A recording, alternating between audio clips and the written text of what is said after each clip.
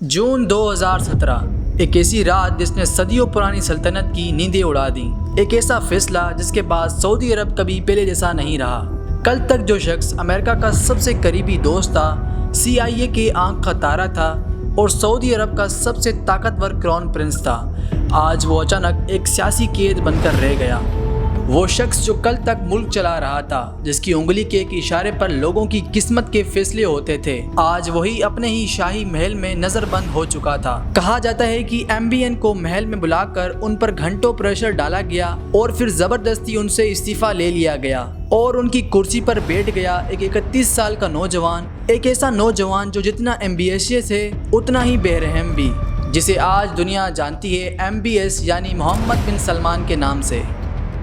लेकिन सवाल ये है, ये MBS असल में है कौन? क्या ये वो लीडर है जिसने सऊदी अरब जैसी सख्त कंजर्वेटिव सोसाइटी में औरतों को स्टीयरिंग व्हील दी, सिनेमा हॉल खोले और विजन 2030 के जरिए एक नया फ्यूचर दिखाया? या फिर ये वो शख्स है जिसका नाम अपने मुखालिफ सहाफ़ी के कत्ल से जुड़ा है, जो यमन का जंग का चेहरा बना और जो अपनी हर मुखालिफ आवाज़ को खामोश कर देता है? एक रिफॉर्मर या एक मॉडर्न डिक्टेटर? आज की इस वीडियो में हम सिर्फ MBS की कहानी नहीं सुनाएंगे, हम उसकी सोच, उसकी स्ट्रेटजी और उसके खौफ को समझेंगे। और यकीन मानिए, ये कहानी इतनी सीधी नहीं जितनी दिखाई जाती है, लेकिन इसके लिए आपको एक छोटा सा काम करना होगा। अगर आपको ये वीडियो पसंद आ रही है तो अभी से चैनल को सब्सक्राइब कीजिए, बेल आइकन को दबा दीजिए, क्योंकि हमें इस वक्त आपकी बहुत ज़रूरत है। तो पहला सवाल, ये मोहम्मद बिन सलमान आए कहाँ से? दोस्तों, ये है सऊदी अरब के मौजूदा बादशाह सलमान बिन अब्दुल अजीज़ के 7वें बेटे, जो 31 अगस्त 1985 को शाह की तीसरी बीवी के यहाँ पैदा हुए। 2015 तक दुनिया ने शायद इनका नाम भी नहीं सुना था। सऊदी अरब का निज़ाम सीधा नहीं होता, यहाँ ताज बाप को बेटे से नहीं बल्कि भाई से भाई को मिलता है। इसलिए जब शाह सलमान बादशाह बने तो सबको लगा ये वही रिवायत अपनाएंगे, और शुरू में वैसा ही हुआ। उन्होंने अपने भाई मुकरिन बिन अब्दुल अजीज़ को क्राउन प्रिंस बनाया और अपने भतीजे मोहम्मद बिन नाइफ को डिप्टी क्राउन प्रिंस। उस वक्त पावर का असली सेंटर मोहम्मद बिन नैफ था। सिक्योरिटी, इंटेलिजेंस, पुलिस, सब कुछ उनके हाथ में। उस वक्त मोहम्मद बिन सलमान कहीं पिक्चर में भी नहीं थे। सऊदी रॉयल फैमिली में उन्हें कोई खास अहमियत नहीं दी जाती थी। शायद इसी वजह से आज भी MBS के फैसलों में एक चीज़ क्लियर दिखती है, खुद को साबित करने की जिद, अपने बाप के लिए, अपने ख़ानदान के लिए और पूरी दुनिया के लिए। लेकिन MBS के पास एक ऐसी चीज़ थी जो सब मिस कर गए। वो अपने वालिद शाह सलमान के सबसे लाडले और चहीते बेटे थे। शहजादे की तरबियत में ऐसी क्या कमी रह गई कि वो इतने जल्दबाज और बेसब्रे बन गए? इसका राज उनकी जवानी में छुपा है। इसलिए आपको मोहम्मद बिन सलमान की शख्सियत की एक ऐसी साइड दिखाते हैं जो बहुत कम लोग जानते हैं। बेन हुबर्ट की मशहूर किताब MBS the rise to power बताती है कि MBS की जवानी वीडियो गेम्स, खास तौर पर स्ट्रेटजी गेम्स खेलते हुए गुजरी, और इसका असर उनकी पर्सनैलिटी पर साफ नजर आता है। वो दुनिया को एक बड़े बोर्ड गेम की तरह देखते हैं, एक ऐसी गेम जहां रिस्क लेना होता है, रिसोर्सेज कंट्रोल करने होते हैं और सबसे बढ़कर अपने राइवल्स को हराना होता है। MBS समझ चुके थे कि अगर उन्होंने लाइन ऑफ सक्सेशन का इंतजार किया तो उनका नंबर कभी नहीं आएगा, क्योंकि वो लाइन में बहुत पीछे थे। लेकिन उन्हें साथ मिला अपने वालिद का। बहुत कम लोग जानते हैं कि शाह सलमान ने हर रिवायत को तोड़कर अपने बेटे के लिए रास्ता साफ किया। बादशाह बनते ही शाह सलमान ने एक 29 साल के लड़के MBS को मुल्क का वजीर दिफा बना दिया। पूरी मुस्लिम दुनिया हैरान रह गई, लेकिन ये तो सिर्फ एक शुरुआत थी। कुछ ही दिनों में MBS को council for economics and development का सरबराह बना दिया गया। इसका मतलब था कि मुल्क की इकोनॉमी, ऑयल पॉलिसी और हर बड़ा प्रोजेक्ट अब उनके एक सिग्नेचर के नीचे था। पर्दे के पीछे से आहिस्ता आहिस्ता गेम सेट किया जा रहा था, और फिर हुआ पहला धमाका। अप्रैल 2015 शाह सलमान को बादशाह बने सिर्फ 3 महीने हुए थे कि उन्होंने क्राउन प्रिंस मुकरिन को रास्ते से हटा दिया और MBN को अगला बादशाह बनाने का ऐलान किया। और MBN की पुरानी कुर्सी पर कौन बैठा? जी हाँ, MBS यानी मोहम्मद बिन सलमान। सिर्फ एक ही छलांग में MBS इक़्तिदार की लाइन में दूसरे नंबर पर आ गए।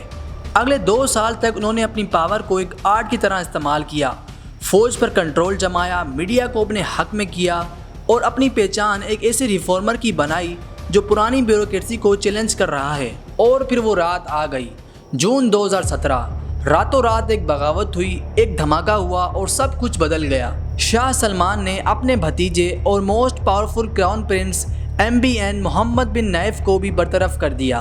कहा जाता है कि MBN को महल में बुलाकर नज़रबंद किया गया, उन पर प्रेशर डाला गया और फिर ज़बरदस्ती रिज़ाइन ले लिया गया।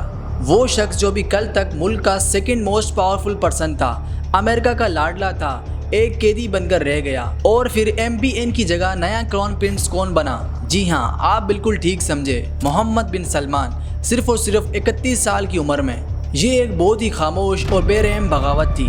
MBS ने अपने रास्ते के तमाम कांटे, हर राइवल को एक एक करके हटा दिया, बल्कि अब असल बादशाह से भी ज़्यादा पावरफुल थे और मुल्क के हकीकी और one and only one ruler. इक़्तिदार संभालते ही MBS ने दुनिया को एक ऐसा ख्वाब दिखाया जो या तो हकीकत बनने वाला था या फिर एक खूबसूरत धोखा।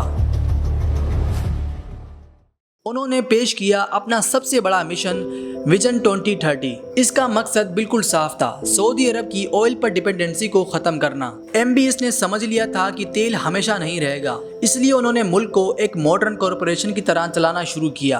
उबर हो, सॉफ्ट बैंक हो या न्यू कास्टल यूनाइटेड, MBS ने दुनिया की बड़ी बड़ी कंपनीज में अरबों डॉलर इन्वेस्ट करके ना सिर्फ पैसा कमाया बल्कि अपना इंटरनेशनल इन्फ्लुएंस को भी बढ़ा लिया। वो सारी दुनिया को दिखाना चाहते थे कि नया सऊदी अरब अब बिजनेस के लिए तैयार है। लेकिन नए सऊदी अरब के लिए MBS ने जो रास्ता चुना वो पुराने सऊदी अरब से बिल्कुल उलट था।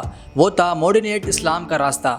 वो तमाम मजहबी पाबंदियां जो सदियों से चली आ रही थी, उन्हें एक ही झटके में नरम कर दिया गया। और फिर दुनिया ने वो देखा जिसकी किसी ने तवक्को नहीं की थी। ख़वातीन को ड्राइविंग की इजाज़त मिल गई, सिनेमा हॉल्स के दरवाजे खुल गए, रियाज सीजन जैसे बड़े फेस्टिवल्स में बॉलीवुड और हॉलीवुड स्टार्स के कॉन्सर्ट होने लगे। फार्मूला 1 रेसेस और गोल्फ टूर्नामेंट्स ने सऊदी अरब को एक ग्लोबल हब बना दिया।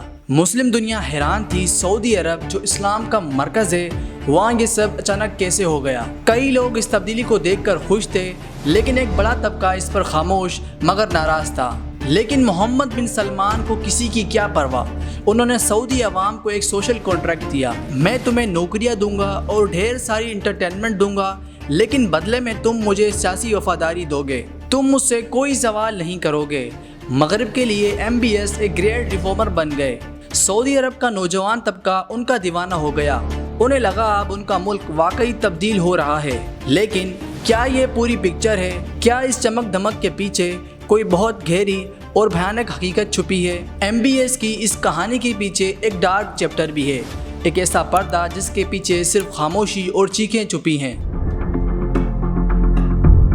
नए सऊदी अरब का रूल बिल्कुल साफ था, या तो तुम हमारी तारीफ करो या फिर खामोश रहो। जो भी MBS की पॉलिसी पर उंगली उठाता उसे सीधा जेल की अंधेरी कोठरी में डाल दिया जाता, फिर चाहे वो कोई लिबरल एक्टिविस्ट हो या मजहबी स्कॉलर या फिर शाही खानदान का अपना शहजादा। इस्तांबुल जो अपनी खूबसूरती के लिए जाना जाता है, उस दिन एक खूनी साजिश का गवाह बनने वाला था। एक मशहूर सऊदी जर्नलिस्ट जमाल खशोगी जो कभी सऊदी हुकूमत के बहुत करीब था, अब MBS के सबसे बड़े क्रिटिक बन चुके थे। जमाल को अपनी शादी के लिए कुछ ज़रूरी डॉक्यूमेंट्स चाहिए थे।